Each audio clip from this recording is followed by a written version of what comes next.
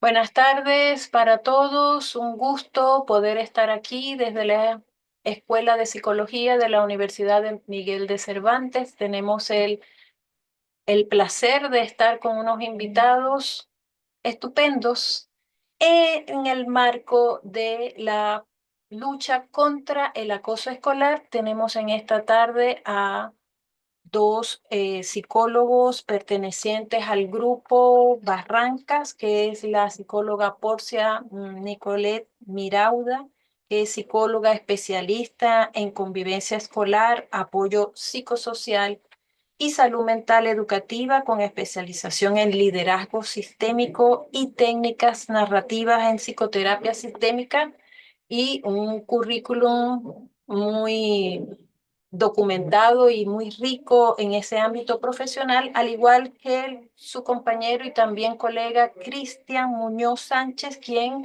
también es psicólogo, especialista en convivencia y apoyo psicosocial y mental educativa, con experiencia en trabajo con infancias en situación de vulnerabilidad. Ambos van a comentarnos su experiencia desde su intervención, por así decirlo, de su modelo que han utilizado en su ámbito educativo. Y además tenemos un invitado que es nuestro docente, psicólogo Santiago Valenzuela, quien presenta una maestría en psicología educativa, es docente en la Universidad Miguel de Cervantes en la asignatura de psicología educativa y tiene un diplomado en gestión por competencias. Todos ellos juntos nos van a dar algunas informaciones importantes y necesarias en relación a este fenómeno que no ha disminuido en su presentación, como es el acoso escolar. Cada uno de ellos tiene un espacio de tiempo de aproximadamente 15 minutos para luego tener unos minutos más para las intervenciones o preguntas que tengan los participantes. Así que bienvenidos y los dejo en primer lugar al profesor Santiago, quien va a hacer una intervención desde toda la premisa del Ministerio de Educación. Así es, muchas gracias Fátima. Voy a ir comenzar, ¿cierto?, con la hora para no excederme de los 15 minutos. En esta primera parte, ¿cierto?, vamos a dar contexto en general, ¿cierto?, cuáles son los mandatos que tienen las comunidades educativas frente a esta temática del acoso y en general, ¿no?, frente a las múltiples dificultades que puedan existir en los contextos educativos. Desde ahí, súper importante mencionar, ¿no?, que todo esto está bajo el contexto, ¿cierto?, de la ley de violencia escolar, la ley 20.536. Desde ahí se promueve, ¿no?, desde este marco, ¿cierto?, se promueve una buena convivencia. También en esta ley se indica la importancia de crear un comité de buena convivencia, ¿cierto?, u entidad similar, y que cumpla con estas funciones, ¿cierto?, de promoción, prevención, ¿cierto?, vinculados con las violencias y también el acoso escolar. Em, en general también importante considerar cómo define, cómo entiende el acoso escolar la ley. Desde aquí, ¿cierto?, tengo textualmente la definición. Se va a comprender por acoso escolar toda acción u omisión constitutiva de agresión o hostigamiento reiterado, realizada fuera o dentro del establecimiento educacional. Importante ahí también ese punto, ¿no? Es decir, no solo lo que está dentro del establecimiento, sino que también acciones fuera del establecimiento vocacional. De ahí la importancia también de entender el ciberbullying y abordarlo. Y claro, todas estas acciones, ¿cierto?, de agresión, que puedan ser tanto individuales o colectivas y que atentan contra otro estudiante. Eso se va a entender, ¿cierto?, como acoso escolar, ¿no? Y además, en esta definición, ¿cierto?, se habla de esta situación o posición de superioridad o posición de indefensión que ocurre, ¿cierto?, en una situación de acoso o de bullying. Em, También en la ley, ¿no?, aparte de definir entre muchos otros puntos, ¿no?, también se plantea, ¿no?, que las autoridades están obligadas, ¿cierto?, a adoptar medidas correctivas, pedagógicas en cualquier situación, ¿cierto?, de violencias. Y que obviamente estas medidas deben ser además coherentes con el otro mandato, que es justamente la construcción, la creación de reglamentos internos que justamente tiene la tarea de regular la relación entre el establecimiento y los diferentes actores de la comunidad escolar. Por lo tanto, en base a la ley, las comunidades educativas, ¿cierto?, están obligadas, mandatadas a incorporar políticas de prevención, medidas pedagógicas, protocolos, ¿no?, que es lo que ahora vamos a profundizar, ¿no? Entonces, base el marco de la ley, los establecimientos educativos están, ¿cierto?, obligados a construir reglamentos internos y junto con los reglamentos internos deben también añadir protocolos de actuación, ¿no? Y eso es lo que vamos a hablar un poquito más adelante dentro de este contexto, además, ¿no? Con la conmemoración, ¿cierto?, del Día Internacional de contra el acoso escolar. ¿Cuáles son los principios, ¿no?, también que deben considerar los reglamentos internos? Acá están, cierto, enunciados, el principio, cierto, central, ¿no?, de dignidad del ser humano, el interés superior del niño, no discriminación arbitraria, ¿no? La legalidad también, ¿cierto?, de los procedimientos que se constituyen en los reglamentos y los protocolos, ¿cierto? Que además estos procedimientos sean justos y racionales y proporcionales también las sanciones, que exista una transparencia en el proceso, una participación también en tanto en la creación de, digamos, los protocolos, pero también una participación frente a la prevención, ¿cierto? Y en la actuación también de todas las acciones que se puedan, ¿cierto?, ahí realizar tanto a nivel de reparación, pero también preventivas. Y también el principio de autonomía, diversidad y responsabilidad son todos los principios que deben regir los reglamentos de los establecimientos educacionales. También, ¿cierto?, se asume, ¿no?, que dentro de los reglamentos internos se deben promover estrategias de prevención y desde ahí tenemos cuáles son los principales, ¿cierto?, elementos que se deben considerar. Estos reglamentos entonces deben contener estrategias de información y capacitación para prevenir, ¿cierto?, el acoso escolar o las violencias. Estas actividades van a ser supervisados, son supervisadas también por superintendencia. Los reglamentos deben contemplar protocolos de actuación, dar cuenta de los procedimientos, ¿cierto? Y también considerar acciones que fomenten la salud mental, la prevención de conducta autolesiva, suicidio, entre otras, ¿no? También promover habilidades, ¿cierto?, protectoras, indicar procedimientos de derivación y deben ser consistentes en general con todos los reglamentos y todo lo otro, digamos, el reglamento de higiene y seguridad que pueda tener el establecimiento. Y todo esto debe ser aprobado por el Consejo Escolar.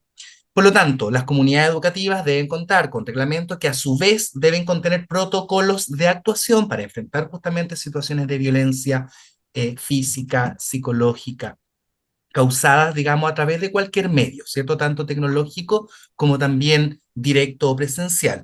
El objetivo de estos procedimientos, ¿cierto?, es considerar estrategias responsables, actuar responsablemente, ¿cierto?, ante situaciones de violencia y que sean oportunos y pertinentes también en dicho sentido. ¿Cuáles son, cierto, los contenidos mínimos que tienen que tener estos protocolos de actuación ante situaciones de acoso? Fíjense ahí el primer punto, ¿no? Lo más básico también, cuáles son las diferentes acciones y etapas que componen el procedimiento, cómo proceder, ¿cierto? ¿Quiénes son los responsables también de implementar el protocolo y por lo tanto las acciones? Debe también indicar los plazos, resolución y pronunciamiento también de los hechos, medidas también que involucren a padres apoderados, ¿cierto? O en general, ¿cierto? A los responsables de los estudiantes afectados deben también explicitarse los canales de comunicación para contactarlo en la medida que sea también necesario. Deben contener estrategias de resguardo, tanto de los estudiantes o de los párvulos afectados, ¿cierto? También debe indicar los canales de derivación, ¿cierto? Los mecanismos de derivación a los organismos competentes. Debe también considerar medidas formativas, pedagógicas, de apoyo psicosocial. Además, cuando hayan adultos involucrados en estos hechos de violencia o acoso, también el protocolo debe establecer medidas destinadas a resguardar la integridad de los estudiantes, ¿no? También incluir acciones vinculadas con la promoción del desarrollo de habilidades protectoras, ¿cierto?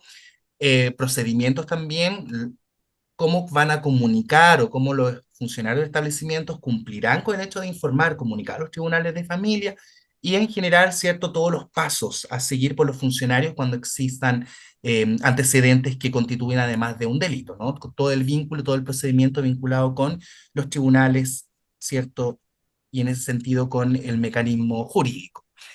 Y acá, claro, en este esquema podemos ver, digamos, los mínimos, ¿no? Que deben constituir los protocolos de actuación de los establecimientos educacionales, que básicamente son los elementos que fuimos mencionando, ¿cierto? Que exista una comunicación o que esté establecido cómo van a ser, ¿cierto? Los puntos de comunicación con los tribunales, en base también a cuáles tipos de situaciones que ameritan, ¿cierto? Esta comunicación a los tribunales, deben indicar las medidas, ¿no?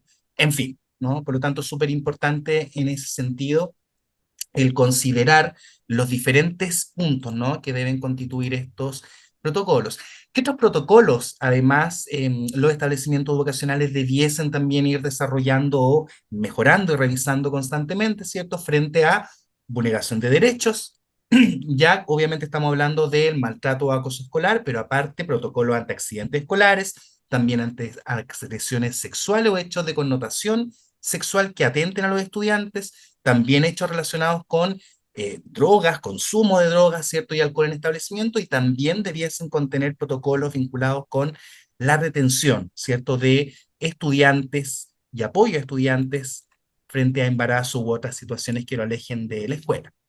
Y a su vez, el ciberacoso, ¿no? Que entendemos que también es otra forma de acoso que no necesariamente tiene un carácter presencial, sino que mediatizado por tecnologías, ¿cierto? Y desde ahí también el ciberacoso, el ciberbullying, son otros elementos que también deben contemplar, ¿cierto? Los reglamentos y en este caso protocolos de actuación.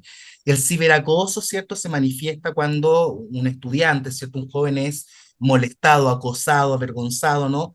En cualquier medio tecnológico, a través de Internet, en redes sociales, ¿cierto? Y es sostenida en el tiempo, ¿no?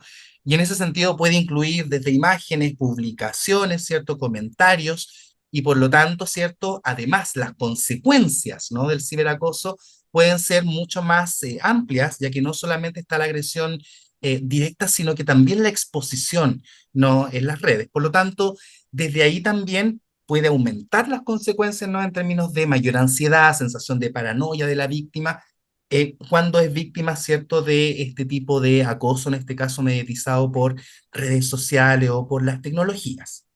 De hecho, hay algunos ejemplos, ¿no? De tipos de ciberacoso, ¿no? Difamar a personas, difundir fotografías, ¿no?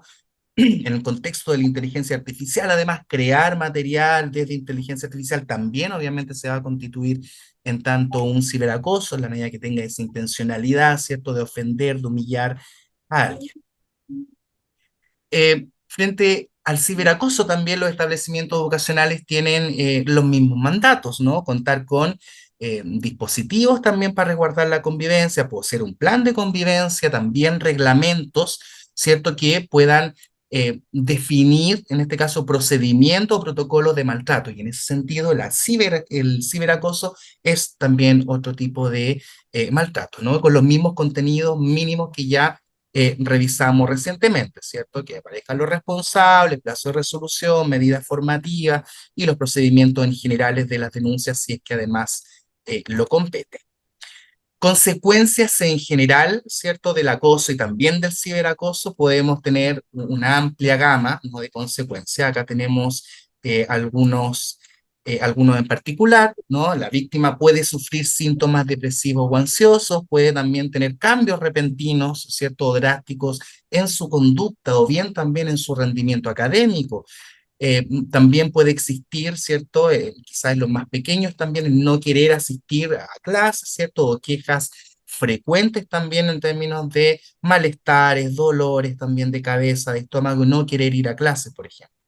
Otras señales también y consecuencias sin duda, ¿no? Pueden ser lesiones inexplicables que puedan estar bajo presencia de violencia física, ¿cierto? Pérdida también de pertenencia, de colación, ¿cierto? El estudiante también puede manifestar sensación de estar atrapado, ¿no? Bloqueado, aislamiento. Otros trastornos también de conducta, incluso puede estar vinculado a algunos cambios o trastornos alimenticios en algunos casos, y también puede existir presencia, ¿no? De comportamientos antisociales también de la propia víctima, ¿no? O aumento, digamos, presencia también de agresividad, ¿cierto? Reacciones agresivas justamente a partir de estar bajo una situación de violencia o maltrato, ¿no? Em, También puede estar también la presencia de conductas autolesivas y en general cambios de hábitos que sean también drásticos. Por lo tanto, varios elementos que es importante estar alerta desde la comunidad educativa y también sin duda desde el lugar de los apoderados. Y los últimos puntos para ahí cerrar bien con la hora. Eh, ¿Qué otras acciones también preventivas pueden aportar el mundo diferentes estamentos, los estudiantes, ¿cierto? Informar a los adultos, ¿cierto? Apoderados, pero también a los adultos de las comunidades educativas, ¿cierto? Sobre los incidentes de violencia, si son testigos, ¿cierto? De alguna situación de maltrato, directamente informar los casos de acoso a los encargados de convivencia escolar, los equipos psicosociales y en general, ¿no? Los adultos de la escuela, participar en actividades, ¿no? Y también en ese sentido es importante que las escuelas también, ¿cierto?, promuevan a los estudiantes, empoderen también para que sean capaces de crear, ¿cierto?, y fomentar actividades que promuevan el buen trato, ¿cierto?, y mitiguen todas todas estas conductas y la violencia en general. Y de ahí, cierto, es un poco redundante, ¿no? Ayudar a que los estudiantes participen en la prevención, hacerlos parte de la prevención. Los apoderados, ¿qué papel tienen, ¿no? ¿Qué otros aspectos pueden considerar los apoderados, cierto? Que tengan manejo, conciencia manejen, conozcan el protocolo, que se comuniquen constantemente con la escuela, participen obviamente de las reuniones, pero también mantener comunicación con los estudiantes, que sean también capaces de observar el comportamiento y los cambios significativos de sus hijos, de los estudiantes, y que también busquen orientación en las escuelas. Los apoderados también ahí son súper importantes en la capacidad, ¿no?, de construir una buena convivencia y de minimizar estos malos tratos que puedan haber. Y desde el mundo docente, ¿no? También apegarse a los protocolos de actuación, conocer los protocolos también de actuación, promover la cohesión, el trabajo colaborativo, ¿no? Favorecer la empatía, el respeto, ¿cierto? Estas habilidades que son tan necesarias para la vida cotidiana. Identificar, estar alertas también frente a hechos de violencia y también estar consciente de los estereotipos que puedan existir y que también constituyen maltrato, ¿no? Y integrarse, participar, desarrollar obviamente planes vinculados con la prevención de la violencia o promoción de un buen trato. En definitiva, ¿no? Y para cerrar esta primera parte, los establecimientos educacionales deben contar con consejo escolar o comité de convivencia, desde ahí, ¿cierto?, con reglamentos y junto con los reglamentos que existan protocolos de actuación y con ellos, ¿cierto?, podemos actuar de manera más oportuna y pertinente ante situaciones de acoso y también de matonaje. Y sin duda, ¿no?, la prevención, que es un ámbito fundamental dentro de toda comunidad educativa. Fátima, parece que estamos ahí con el piano. Sí, muchas gracias, Santiago, por tu introducción. A continuación siguen nuestros colegas e invitados, Cristian Muñoz y Porcia Nicolés Mirauta, quienes nos van a contar su experiencia con su modelo dentro de todo este proyecto de Barrancas. Los micrófonos son para ustedes. Bienvenidos y gracias. Se ve.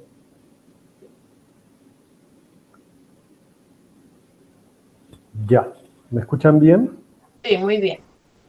Ya, buenas tardes a todos y a todas. Gracias por la invitación a esta instancia. Bueno, a nosotros nos toca presentar desde la institución que representamos, que es el Servicio Local de Educación Pública Barrancas. A modo de contexto, antes de entrar como al contenido que nos convoca hoy, comentarles que el Servicio Local de Educación Pública Barrancas administra en la actualidad 76 establecimientos educacionales de las comunas de Cerro Navia, Pudahuel y Lo Prado, con un universo aproximado de 24.000 estudiantes. Bueno, ahí pueden ver la misión: mejorar la calidad y equidad de la educación pública del territorio, que posibilite el máximo desarrollo de las potencialidades de todos nuestros niños, jóvenes y adultos. A modo de contextualización, los servicios de educación pública son la nueva administración de los establecimientos públicos del Estado. Es decir, lo que se conoce como el proceso de desmunicipalización, siendo el Servicio Local de Educación Pública Barrancas uno de los primeros servicios en implementarse, lo que también tiene ciertos desafíos, pros y contras. Podríamos decir que muchas de las cosas que se van implementando en nuestro servicio o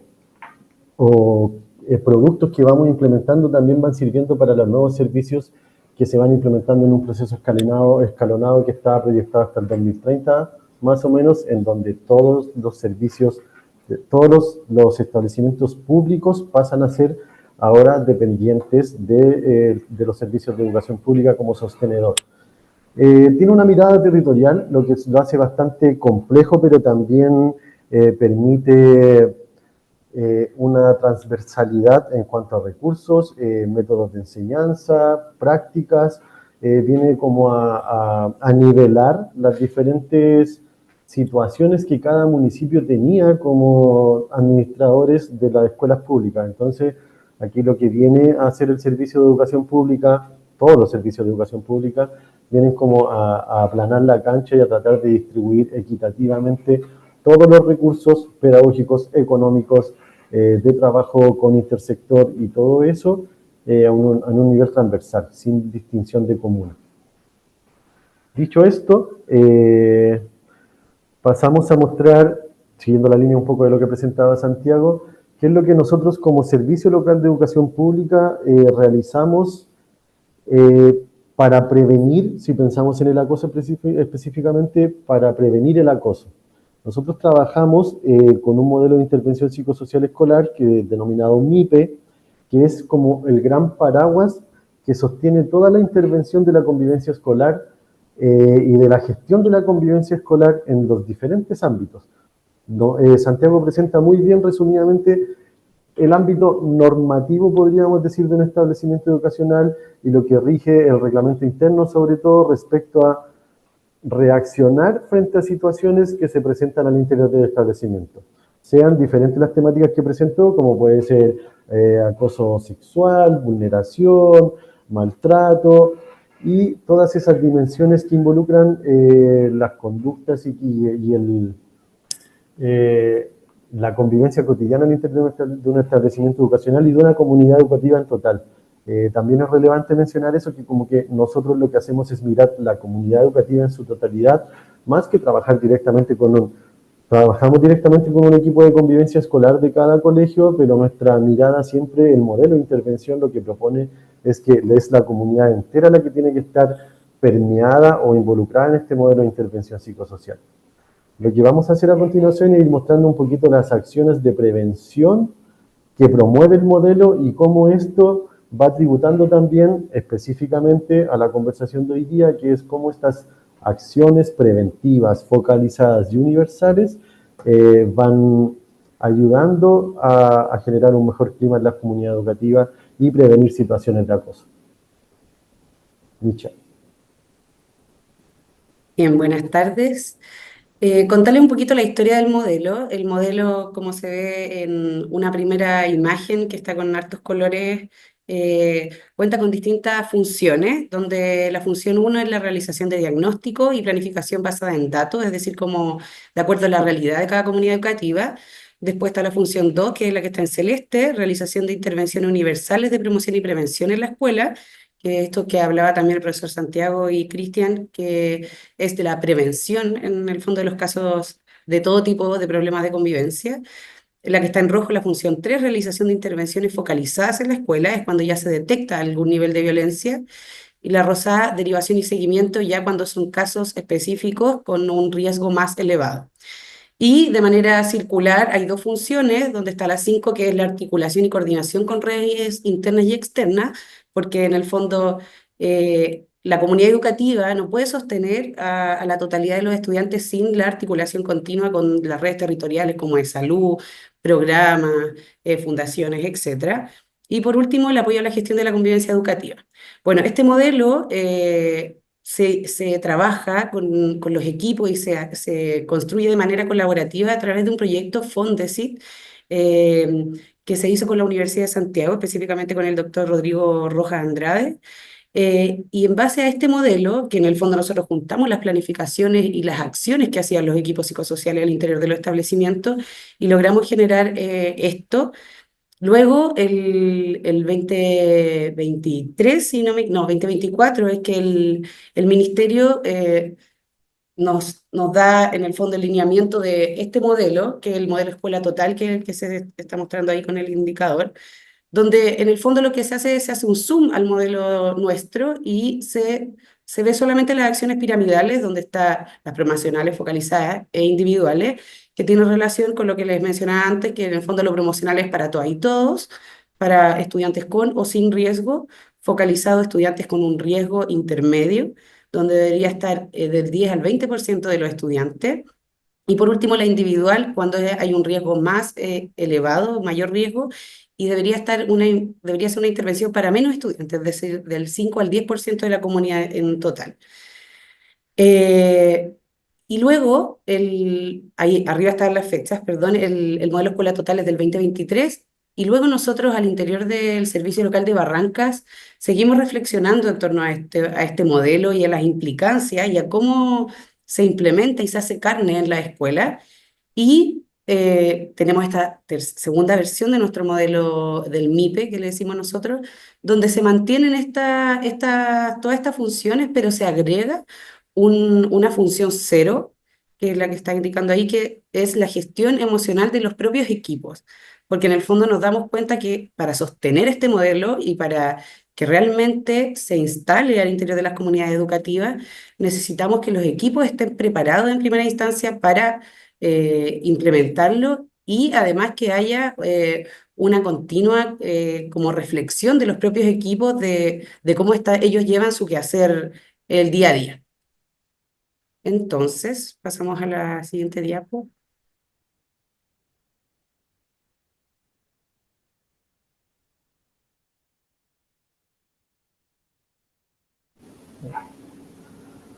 Bueno, esta es la distribución ideal, que es un escenario que no muchas veces se presenta al interior de las comunidades educativas, pero es lo que imagina el modelo escuela total y el modelo MIPE del Servicio Local de Educación Pública Barrancas en cuanto a cómo deberían trabajar en la promoción los establecimientos educacionales y específicamente los equipos de convivencia escolar. Por ejemplo, como se ve en la pirámide, debería estar un 80% de las acciones orientadas a la realización de intervenciones de promoción y prevención universal. Dicho esto, lo reciben todos los estudiantes, hay jornadas que están casi calendarizadas durante el año escolar y que tienen como este enfoque universal. No obstante, también se deja un espacio para la realización de intervenciones focalizadas, que el escenario ideal es que se atienda un 15% del total de la matrícula por establecimiento, de acciones focalizadas, grupos de trabajo, acompañamiento psicosocial y acompañamiento pedagógico, monitoreo de estudiantes. Y la punta de la pirámide, como lo decía Michelle, es el 5% que es básicamente derivación a instituciones especializadas y desde los equipos de los establecimientos el seguimiento y el trabajo coordinado con estas instituciones del sector público, pueden ser ONG, fundaciones también. No obstante, la realidad que nos presenta nuestro territorio, en particular las comunas que les mostraba antes que trabajamos, esta es la muestra de cómo se distribuyen las tareas de prevención al interior de los establecimientos. Entonces, evidentemente no cumple con el universo que nosotros o que el modelo de escuela total quisiera. No obstante, es un trabajo arduo que no siempre, o sea, el papel puede decir esto, pero la contingencia, el cotidiano de un establecimiento, la realidad territorial en la que estamos, también es un factor que hay que ponderar a la hora de mirar la pirámide.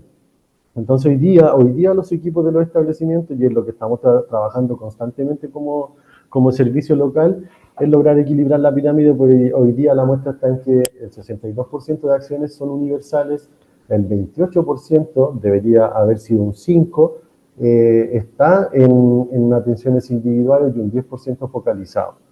Entonces, evidentemente, mientras más atendiéramos en lo focalizado, por ejemplo, podríamos reducir tal vez el número de atenciones individuales. Por ende, la prevención va a sonar muchas veces la palabra prevención acá, pero es la tarea que se le encomienda a los equipos de los establecimientos, ¿no?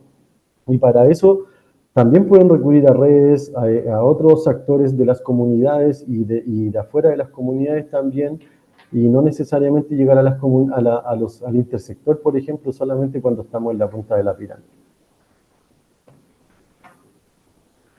Entonces, ¿cómo fortalecemos las acciones focalizadas? es lo que les vamos a mostrar un poquito de lo que estamos haciendo en Barrancas para darle bajada también al modelo, porque el modelo es muy amplio en lo que le mostramos anteriormente, pero también eso se va desgranando, digamos, de una forma a tener cuestiones más específicas de cómo activar la prevención y cómo estar permanentemente con ese foco de la prevención, tratando de disminuir la parte superior de la pirámide. Una de las herramientas que tenemos, y que esto es una elaboración, es un trabajo que nace desde acá del Servicio Local de Educación Pública Barrancas, es la plataforma digital de gestión integral de intervenciones psicosociales en salud mental. El nombre corto es Plataforma Screening. Es una plataforma que fue elaborada en base a instrumentos de la disciplina de la psicología y se basa en dos mediciones. Una medición tiene que ver con la aplicación de un instrumento de salud mental y el segundo instrumento es el índice de riesgo de deserción escolar. El instrumento de salud mental está contenido por tres verificadores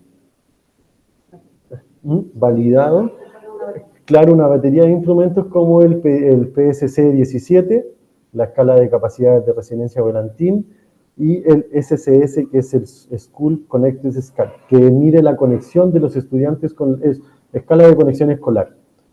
De NT1 a cuarto básico lo responde el apoderado. Esta plataforma es una plataforma online donde los apoderados, estudiantes y docentes pueden entrar mediante un dispositivo móvil o de un computador con su root, tienen una cuenta de usuario y responden una serie de preguntas que van por una parte al instrumento de salud mental en una primera etapa y en una segunda etapa al índice de riesgo de deserción escolar. Con esto nosotros nos permite tener como servicio local un panorama del territorio en cuanto a la salud mental de nuestros estudiantes. Los establecimientos pueden tener una mirada de sus estudiantes, de sus cursos y de su establecimiento en cuanto a los riesgos asociados en salud mental y también el riesgo de deserción escolar. Se responde en dos etapas. El primero es el instrumento de salud mental y el segundo es en el primer semestre, y en el segundo semestre por lo general se aplica el riesgo de deserción escolar para tener una mirada proyectiva también por lo general hacia el año que continúa, que es lo que evita la deserción escolar también. Tenemos algunos resultados que queríamos mostrarles también de la aplicación del instrumento de salud mental. Estos son resultados territoriales. Los establecimientos educacionales tienen otra mirada, como les decía, que puede ir reduciendo también la mirada y focalizando también hasta llegar a un estudiante en particular y cuáles son las problemáticas de ese estudiante en cuanto a su salud mental. El panorama territorial dice que un 51% tiene una salud mental óptima, un 14% con posible problema de salud mental, un 13% sintomático contenido y un 20% con vulnerabilidad. Lo que muestra que aquí estos tres últimos, el posible problema, el sintomático y el vulnerabilidad, es donde los establecimientos deberían poner el foco y tener alguna acción que permita reducir esa sintomatología o esas problemáticas asociadas a la salud mental, que pueden, como decía Santiago, estar asociadas a alguna situación de acoso que no ha sido comunicada, que no ha sido abordada por el establecimiento o que todavía no estalla en una crisis. Sabemos que el acoso también tiene diferentes etapas, es silencioso, sobre todo cuando mediante redes sociales la exposición es mayor también ahí. Hay dinámicas propias de los adolescentes que no permiten también visualizarlas inmediatamente. Por eso creemos la relevancia de este instrumento nosotros, porque si identificamos algún estudiante con riesgo o el establecimiento lo identifica, nosotros podemos ir a esta batería a ver los antecedentes previos del estudiante también. Aquí está la categorización de cada dimensión en la que es evaluado el estudiante cuando responde a la plataforma. Estas son las 4 categorías en las que podría quedar un estudiante después de responder la plataforma de salud mental. Y bueno, tienen un panorama, no les voy a leer las definiciones, pero igual es interesante ver cómo se categorizan, ¿no? Y el universo de estudiantes que tenemos hoy día con diferentes problemas de salud mental.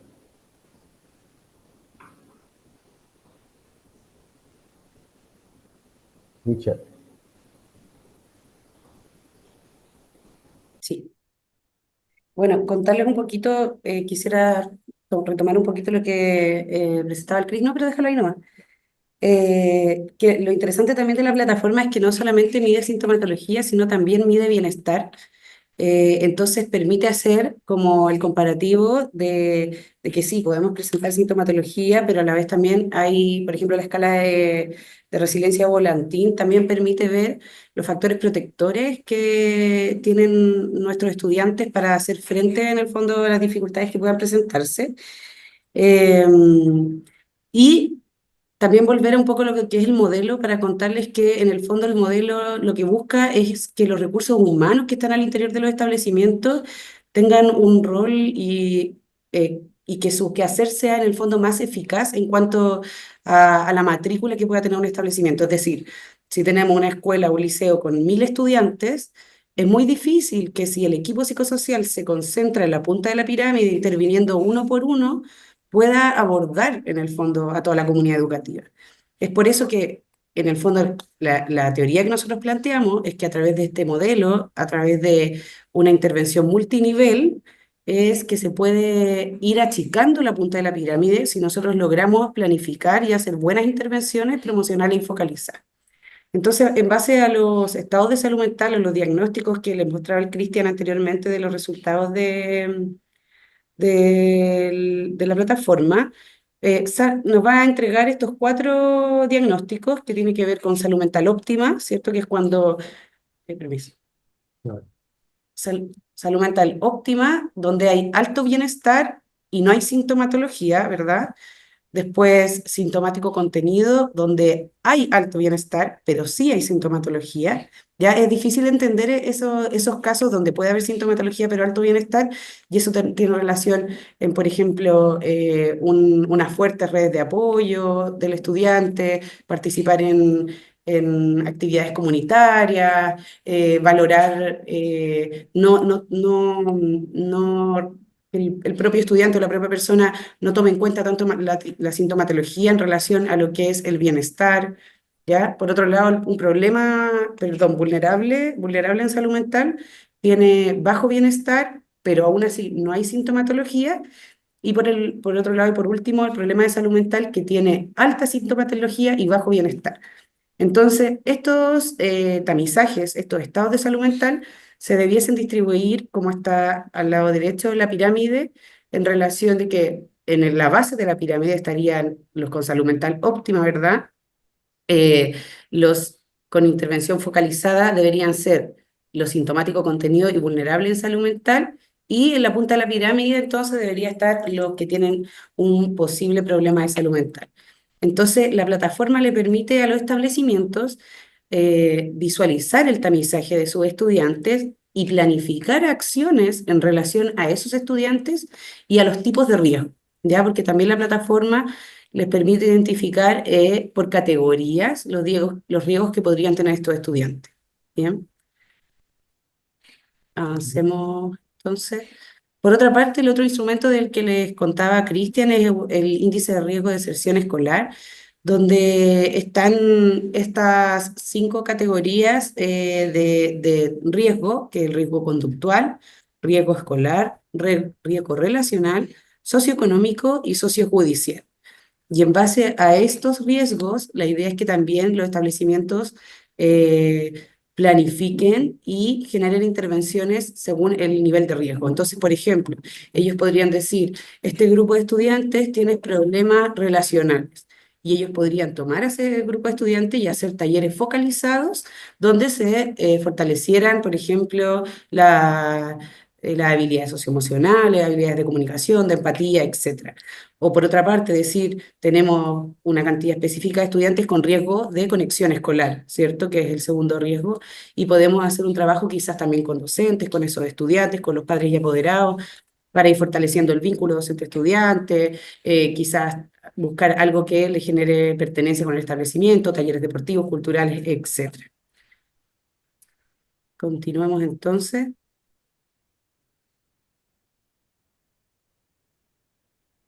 El índice de riesgo de deserción escolar también no solo mide el riesgo, sino que también mide las fuentes de apoyo, como les contamos, Y por ejemplo aquí nosotros aprovechamos al tiro de recoger los estudiantes que están siendo apoyados al interior del establecimiento en el ámbito académico, que a nivel territorial serían 5.167 estudiantes que están siendo acompañados al interior del establecimiento en el ámbito psicosocial, que serían 3.663, que están siendo acompañados y apoyados por alguna institución externa, ¿cierto? Que ya han sido, ya sea fundaciones, grupos comunitarios, religiosos, etcétera, 1.728 acompañados o apoyados por agrupaciones, perdón, ahí están, agrupaciones comunitarias, deportivas, religiosas.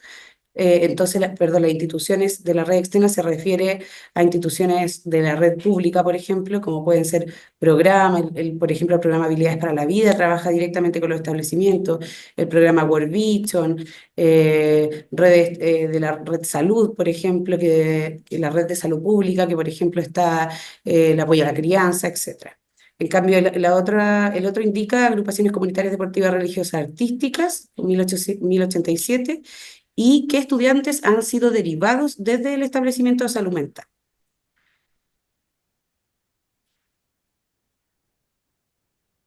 Bueno, aquí está la descripción de cada uno de los niveles del modelo de intervención psicosocial, que igual siento que ya lo hemos explicado. Nosotros los dejamos aquí plasmados para que en el fondo esta diapositiva se puedan compartir con ustedes y puedan ver la descripción de cada uno de ellos. Vamos a avanzar con las estrategias.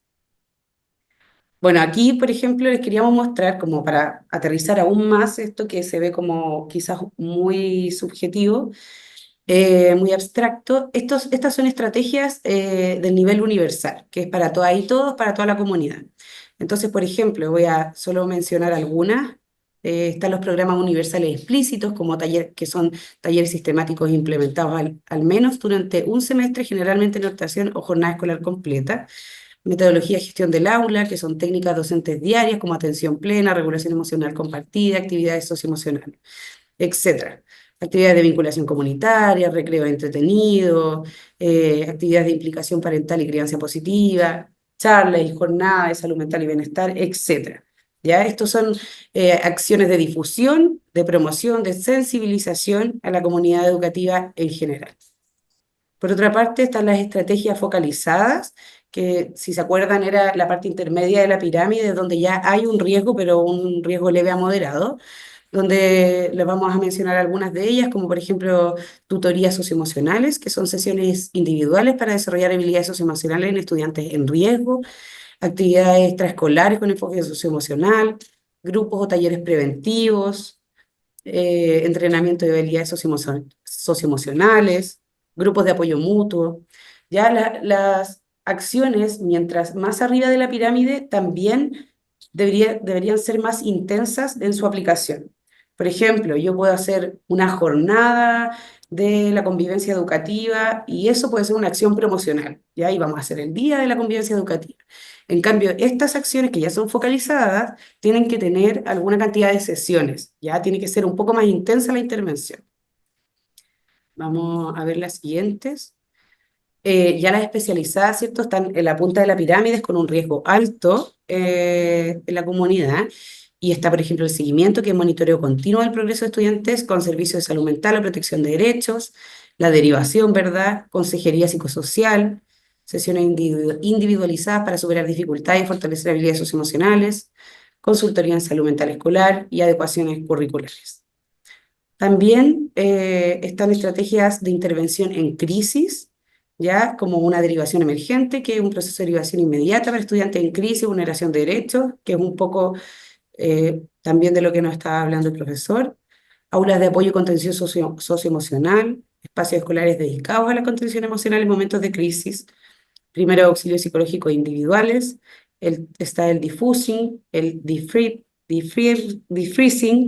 que tiene que ver con intervenciones en crisis. Por ejemplo, el diffusing tiene que ver con intervenciones dentro de las primeras horas de ocurrido un acontecimiento que podría generar algún nivel de trauma en una comunidad educativa. Y por otro lado, el defreezing tiene que ver con una intervención en los primeros días, ya después de 24 a 72 horas de vivir esta experiencia traumática, la aplicación de medidas sancionatorias, entre otras. Y por último, están las estrategias que tienen relación con ahí va, la gestión de los equipos, ¿cierto? Que era esta nivel cero que les contábamos, que fue lo último que se incorporó en el modelo, que tiene que ver con capacitaciones, por ejemplo, enfocadas en habilidades para regulación emocional, manejo de estrés, bienestar laboral, etcétera.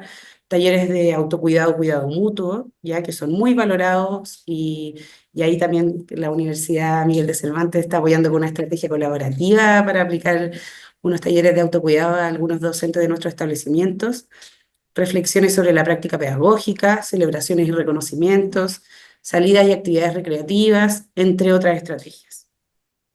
En el fondo, nosotros como servicio local de educación pública, nos interesa, nosotros tenemos la misión de bajar la política pública, ¿cierto? Y también nos interesa instalar estas capacidades y esta metodología, esta visión de la intervención multinivel que sabemos por estudios que se han realizado principalmente en Estados Unidos, y ya lo hemos llevado a cabo, o sea, el modelo está ya desde el 2021, si no me equivoco, implementándose, mejorándose, instalándose en los establecimientos hacia un proceso lento, pero ya hemos visto resultados. Ya, o sea, nosotros este año vamos a terminar de hacer un análisis de datos y ya vamos a hacer este comparativo de esta pirámide, que es más un reloj de arena que les presentaba el Cristian, y estamos muy seguros de que eso ha ido avanzando.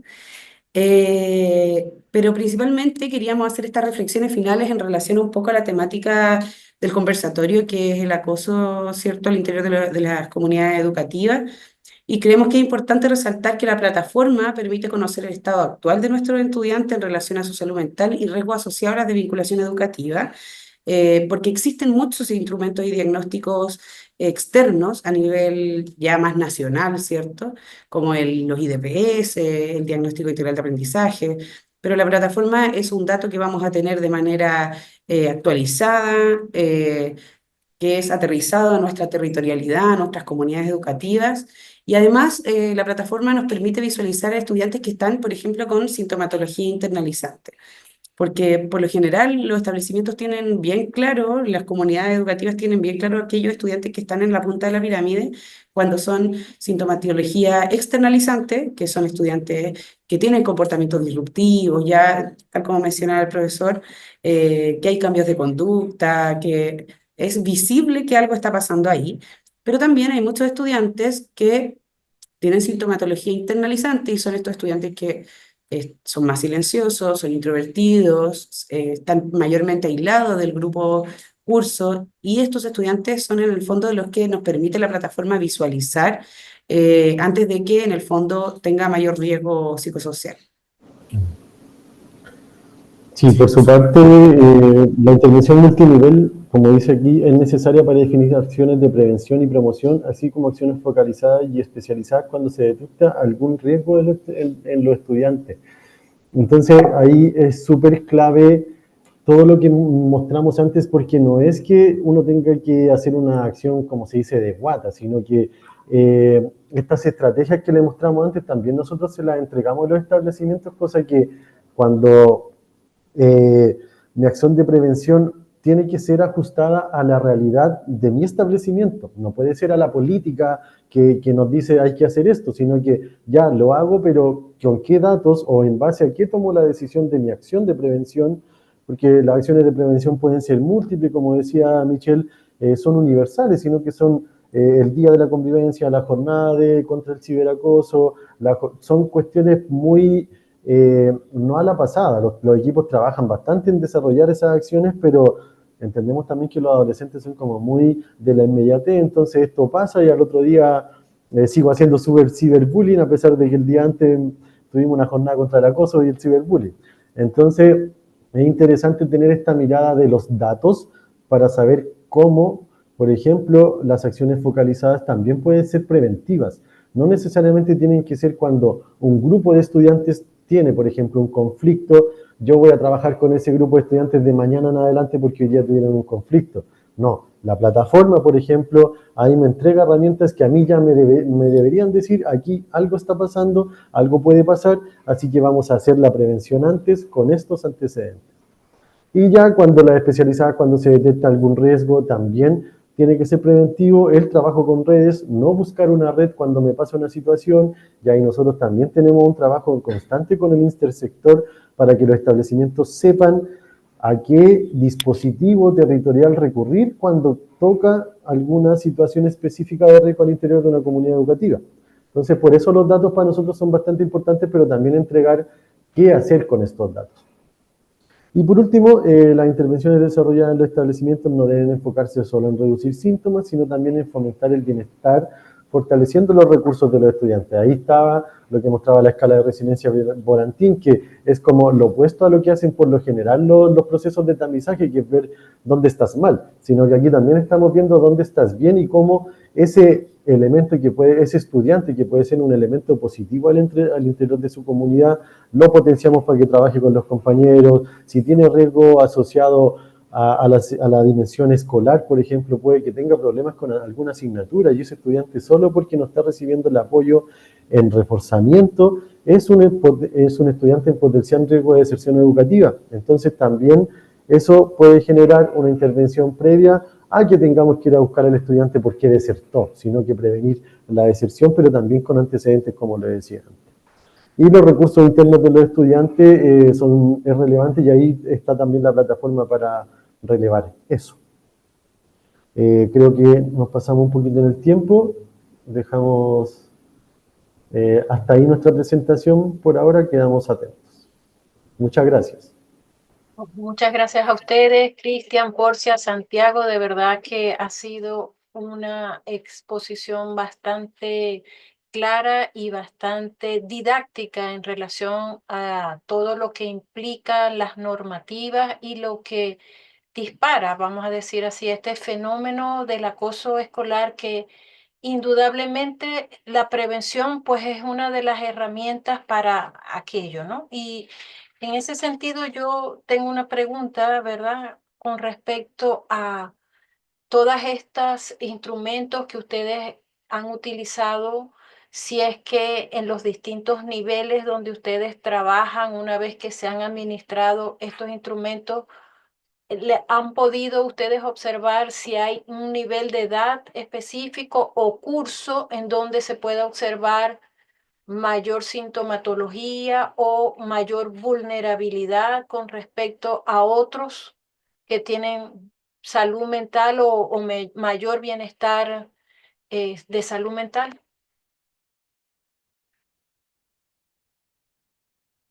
Un poco Sí, grande. sí, está bien complicada la pregunta, Fátima, ¿no? Ya.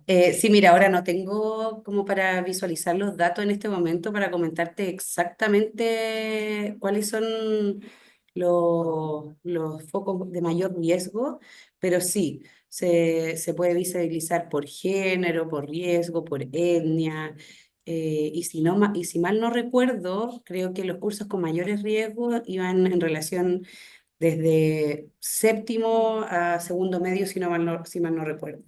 También contarles que en el fondo estos instrumentos, los de salud mental, son instrumentos validados, ¿ya?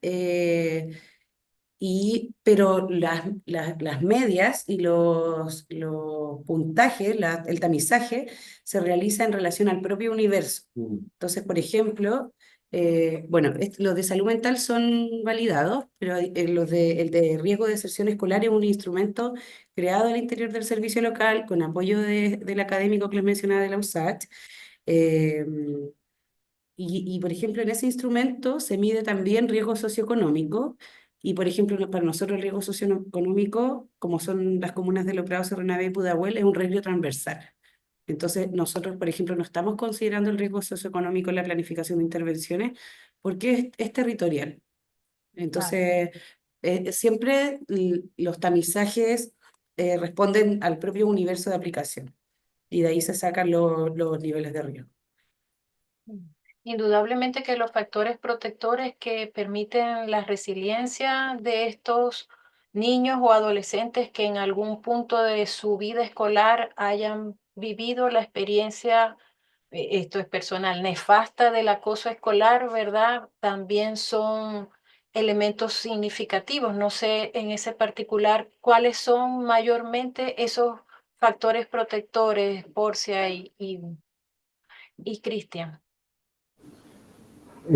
Para nosotros, un factor protector fundamental es la relación comunidad escolar-familia, por ejemplo, porque muchas veces uno podría poner las fichas, como se dice, en el grupo familiar, pero hoy día nuestros estudiantes, uno de los largos momentos de compartir con un adulto referente, son adentro de la comunidad educativa. Entonces, para nosotros, el trabajo que llevamos haciendo ya desde la implementación del MIPE y todos estos instrumentos que le mostramos, nuestro trabajo focalizado que también nos toca hacer, es el trabajo del vínculo docente-estudiante. Porque también hay estudios y trabajo que hemos hecho previo con la academia, precisamente la relevancia que tiene en la deserción escolar de un estudiante es el vínculo docente-estudiante. Es Cierto. desde ahí la base de tener comunidades educativas sanas, fuertes, en sana convivencia. Es un factor que incluso a veces podríamos decir que es principal antes del rendimiento académico, ¿no? Ahí, Sí, yo quería agregar algo. Nosotros hicimos este estudio del índice de riesgo de deserción escolar y lo comparamos, estos resultados, con las deserciones efectivas al año siguiente. Y en este análisis nos dimos cuenta que lo que mencionaba el Cristian, el vínculo docente-estudiante, porque el instrumento ese específicamente lo responde el profesor jefe y son preguntas muy simples, como por ejemplo dice, no sé, ¿el estudiante se relaciona con sus pares? Sí, no o no sé. ¿El estudiante maneja el idioma? Sí, no, no sé. ¿Ha repetido una o más veces? Sí, no, no sé. Y el no sé, es decir, el desconocimiento del docente, aumentaba 9 veces más el riesgo de desertar. O sea, un estudiante que no tiene vinculación, voy aquí se apagó la luz, pero volver al tiro, no tiene vinculación con algún adulto, no necesariamente tiene que ser el profesor jefe, con algún adulto de la comunidad educativa, tiene 9 veces más de desertar del sistema regular formal. lo cual es relevante porque pensamos que siempre el riesgo de deserción se asocia y se responsabiliza al estudiante. O sea, de hecho, la deserción, el decir deserción escolar es decir que el estudiante es un desertor, ¿no? Pero muchas veces son otros los elementos y no el estudiante el responsable de esa deserción. Entonces pareciera que la comunidad educativa, cualquier actor sin poner responsables, es el que empuja. Entonces como que esta radiografía de preguntarle al docente que responda es también preguntarle cuánto sabe de sus estudiantes y cuánto conoce. Ahí tampoco podemos responsabilizar al docente. Creo que Santiago por ahí en alguna parte de su presentación dice, la academia tiene un rol importante aquí en la formación de nuevos docentes respecto a esos intereses, porque a nosotros como docentes se nos enseña a sacar rendimiento académico, ¿no? Pero nunca se nos ha dicho que hay que asociar el factor socioemocional del estudiante para mejorar el rendimiento académico. Entonces ese es un trabajo que nosotros lo hacemos, pero el estudiante viene preparado por otro lugar, o sea, el profesor viene preparado desde otro lugar, desde otra dimensión cognitiva y necesita otros resultados también. Nos le enseñaron la dimensión socioemocional como un elemento importante del desarrollo académico de un estudiante. Entonces ahí nosotros ves que tenemos la oportunidad de conversar con las instituciones, les dejamos esa pelotita rebotando ahí porque creo que es relevante en cuanto a la formación de nuevos profesionales, el factor socioemocional y el currículum escolar hoy día, la actualización del currículum y también está integrando estos componentes. Entonces es relevante que ya está a nivel ministerial insertándose esa mirada, pero vamos desfasados en cuanto a la preparación de nuevos profesionales. Es un proceso como todo, ¿no? Humanizar también la educación y que el docente vea más allá de una calificación la presencia integral del estudiante. Sí, me parece maravilloso y como siempre se dice, el acoso escolar no es asunto de niños, el acoso escolar es asunto de adultos, ciertamente. ¿Sí? Santiago. Sí, relevar ahí los liderazgos positivos, ¿cierto? El aprendizaje también que se centra en fomentar la participación colaborativa, ¿no? Y por lo tanto el desarrollo socioemocional como una tarea del docente, pero claro, no solamente vinculado en la clase, sino que también el trabajo docente asociado a cómo también me reconozco, cómo también estoy posicionado en mi labor y creo que esa reflexión de repente es importante ahí trabajarla fuertemente. Y les quería preguntar justamente también ahí a Cristian Porcia, ¿cómo ha sido la recepción del modelo MIPE con los docentes? ¿Hay empoderamiento también con el trabajo preventivo desde el docente en ese sentido con las comunidades? Sí, la verdad es que ha sido un trabajo bien largo. Primero se ha socializado, se ha trabajado, se ha capacitado en el equipo de convivencia educativa y nos dimos cuenta que no era suficiente, ¿ya? Porque en el fondo quienes tomaban las decisiones, quienes cortaban, que eran los directores, entonces hemos ido avanzando hacia los directores, hacia los docentes. Hemos hecho también capacitaciones y talleres enfocados al cuerpo docente, que para nosotros igual es súper difícil porque son miles de docentes a nivel territorial. Eh, pero la verdad es que ha ido avanzando. Ya yo creo que recién ahora yo podría decirte que si tú le hablas del modelo a cualquier establecimiento, sabe de qué estamos hablando. ¿Ya? Porque es súper difícil, son 76 establecimientos educacionales y es complejo, pero por ejemplo ahora ellos hacen su planificación anual, que es un plan normativo, que es el plan de gestión de la convivencia escolar, lo hacen en base a este modelo.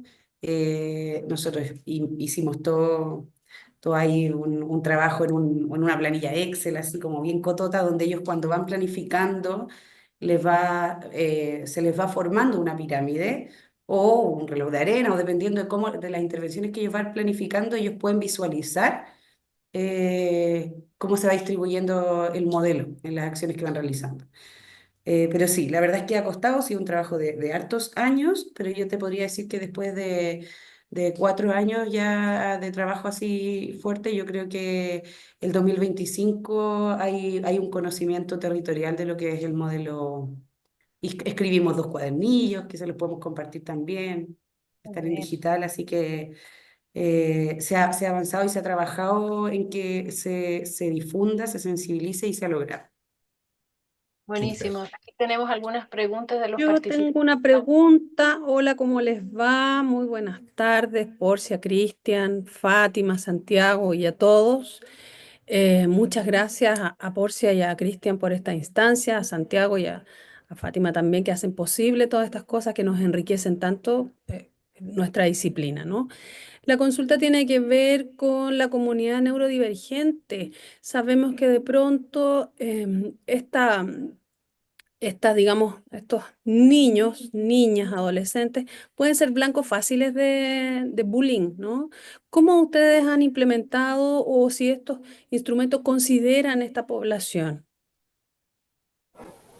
Buena pregunta y también la tenía anotada a propósito de algo que señala Santiago cuando qué pueden hacer las comunidades educativas. La neurodivergencia hoy día es un desafío, yo creo que es el año, desde lo que nos ha tocado en estos 2 meses de año escolar, las situaciones de desregulación o mal manejo de situaciones respecto a estudiantes neurodivergentes. Claramente estas acciones están todas dirigidas a toda la comunidad educativa, sin distinción. Y en este caso, para un grupo de estudiantes neurodivergentes, lo que se puede hacer o desde donde se debería mirar la pirámide es desde lo focalizado.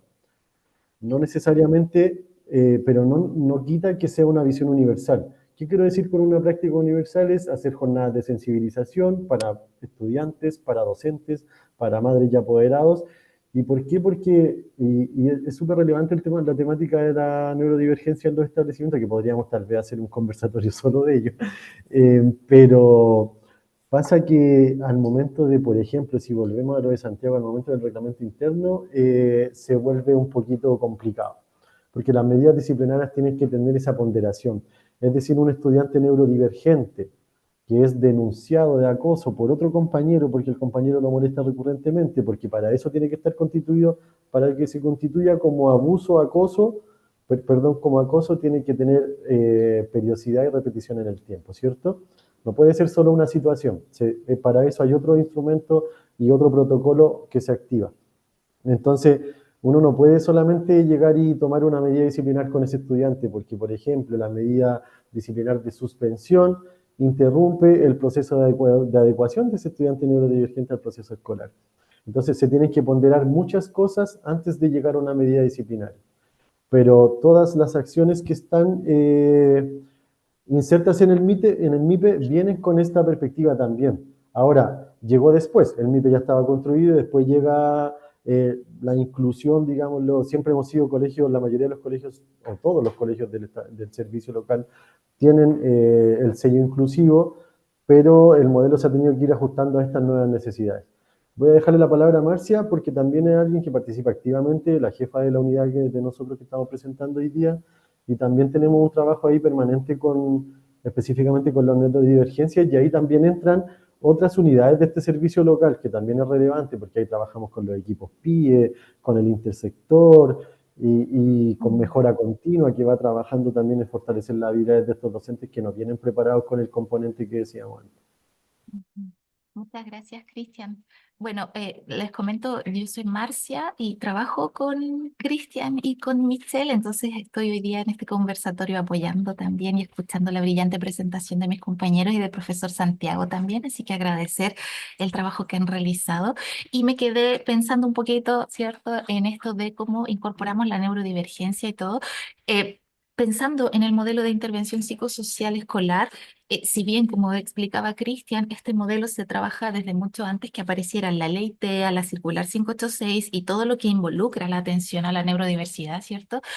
Hoy día nosotros trabajamos de manera muy articulada como unidad de formación integral que lidera este modelo de intervención psicosocial con otras unidades de este servicio local. Entonces ahí trabajamos muy directamente con los equipos de mejora continua, como explicaba Cristian, a través de el área de inclusión y a través de trayectorias educativas también. En ese contexto, nosotros hemos ido instalando también en nuestras comunidades educativas la presencia de los protocolos de desregulación emocional y conductual para la atención de todos nuestros estudiantes, porque tal como decía Cristian, hoy día la educación pública es inclusiva de por sí, es lo que nos mandata la ley 21.040. Por lo tanto, nuestros establecimientos, si bien pueden decir en su discurso, en su misión, en su visión que son inclusivos, por el hecho de ser establecimientos públicos, son inclusivos, ¿ya? Entonces, desde ahí, nosotros hemos ido instalando la incorporación a los reglamentos internos del protocolo de desregulación emocional y conductual, pero a su vez, a través de la circular 586, todos nuestros equipos, tanto de programa de integración escolar como de convivencia escolar y jefaturas técnicas de los establecimientos han sido preparados para diseñar y elaborar e implementar para cada uno de los estudiantes que están dentro del espectro autista, ¿cierto?, sus planes de acompañamiento emocional y conductual. Ese es un trabajo individualizado que realizan nuestros establecimientos y que de alguna manera viene a ser parte de las intervenciones del plan de gestión de la convivencia escolar dentro de algunos de los niveles del modelo de intervención psicosocial. En este caso, por ejemplo, a través de, puede ser de la intervención especializada, ¿cierto?, con casos muy particulares de algunos estudiantes, pero también en el nivel focalizado, que tiene que ver con el diseño de un plan para todos los estudiantes que se encuentran dentro del espectro autista. Entonces, bajo esa lógica, hemos ido instalando que todos nuestros equipos deben estar informados, capacitados y preparados para atender la diversidad en cada uno de los establecimientos. Muchas gracias, Marcia. De verdad, muy explícita tu conversación y tu manera de presentarnos esta dinámica. Efectivamente, también hay una pregunta aquí que nos habla sobre la integración de la familia. Es fundamental apoyar a la familia del estudiante. ¿Cómo trabajamos esa área? O si es que ya se ha visto trabajada o diagnosticada o evaluada. Sí, o sea, es fundamental el trabajo con los padres, madres y cuidadores. Y bueno, está también dentro de la base de la pirámide, siento que es la promoción donde se interviene a toda la comunidad educativa, la familia también es parte de la comunidad. Eh, También se puede trabajar de manera focalizada y especializada con la familia, pero la verdad que es uno de los trabajos que más cuesta al interior de las comunidades educativas, esa es la verdad, y sobre todo en liceos. Ya el trabajo con la familia más fuerte mientras son más pequeñitos, ya en los liceos es bien difícil, y ya nosotros también tenemos liceos de adultos donde si es mayor de edad ni siquiera existe una figura de apoderado. Nosotros también este año, de hecho, estamos trabajando en escuelas para padres y madres, pero la verdad es que cuesta mucho porque tienen que ser temáticas de interés. Cuando se convoca hay poca convocatoria. Entonces se ha llegado a distintas estrategias donde captan mayormente a los padres y apoderados, donde por ejemplo, una de las estrategias es que se realicen en una reunión de apoderados estas intervenciones, o quizás no como un taller o una capacitación, sino que como entrega de material, de infografía.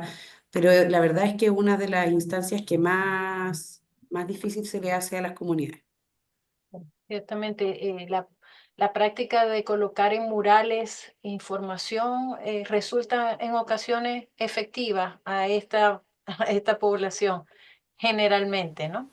Y también nos Sí, pregunta que si este modelo también se utiliza en colegios de estrato social bajo, si llega a todos los colegios por igual, entendí.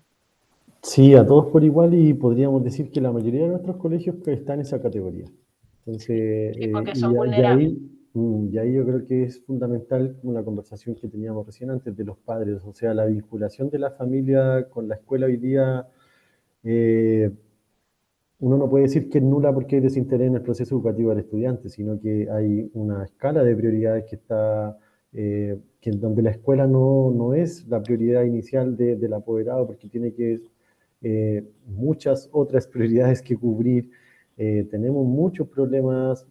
Bueno, es muy diverso el universo de apoderados. No quiero parecer prejuicioso ni categorizador, pero es bastante variable, bastante complejo en algunas comunas, en algunos sectores de algunas comunas. Entonces, es solo ir a mirar el índice de priorización social que tienen las comunas que nosotros administramos, y con eso van a tener una respuesta muy clara de la realidad de apoderados y estudiantes con los cuales trabajamos, y las habilidades también de esos estudiantes, y es consecuencia de una cuestión más estructural que escapa a los establecimientos educacionales, a la capacidad docente, a la gestión de la convivencia, escapa a todos esos factores. Entonces, cuando hablamos de factor protector, la escuela es un factor protector, pero que no se libera de los factores externos tampoco, y que los factores externos muchas veces están inmediatamente a la vuelta del colegio, los factores de riesgo.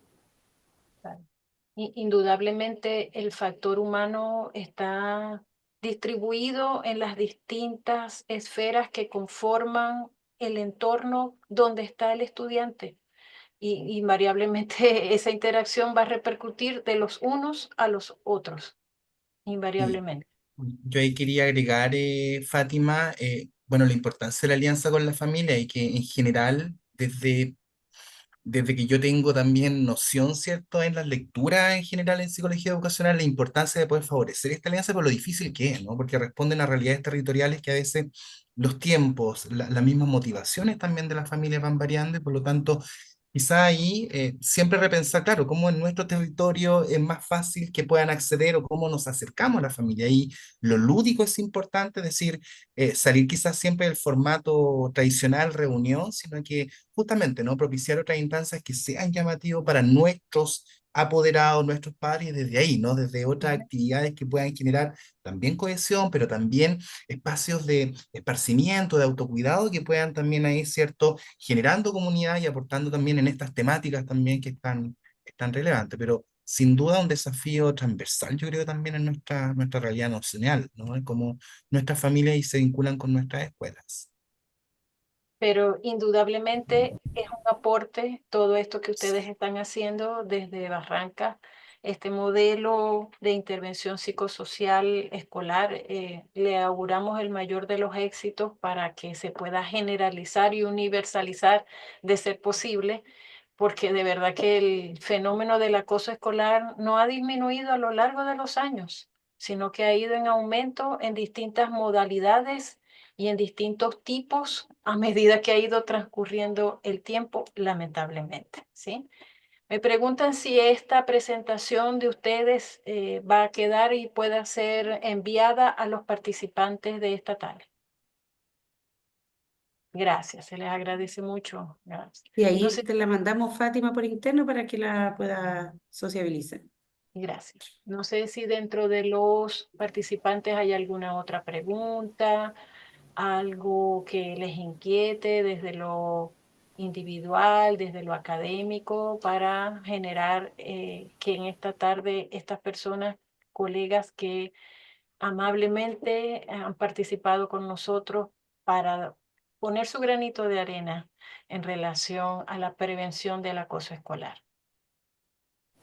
De verdad, nos sentimos muy complacidos desde la Escuela de Psicología haber podido tener este espacio que ojalá se siga repitiendo y que sepamos mucho después de cómo este modelo ha traído muchas respuestas positivas desde lo macro hasta lo micro. Gracias, Porcia, gracias, Cristian, y por supuesto muchas gracias también a Santiago por su presencia, por su colaboración y por sobre todo el interés de que esto hoy se cristalizara. Estamos bien agradecidos, la mayoría de los participantes les dan las felicitaciones, agradecimientos por toda la información que ustedes nos han podido hacer llegar hasta hoy. Muchas gracias. Súper. Gracias. Saludos, Cristian, Porcia. Excelente el Gracias a modelo ahí. ustedes. Nos Qué seguimos bueno bien. saber más adelante también de cómo van con ello. Que estén muy Sí, bien. gracias a ustedes por la invitación.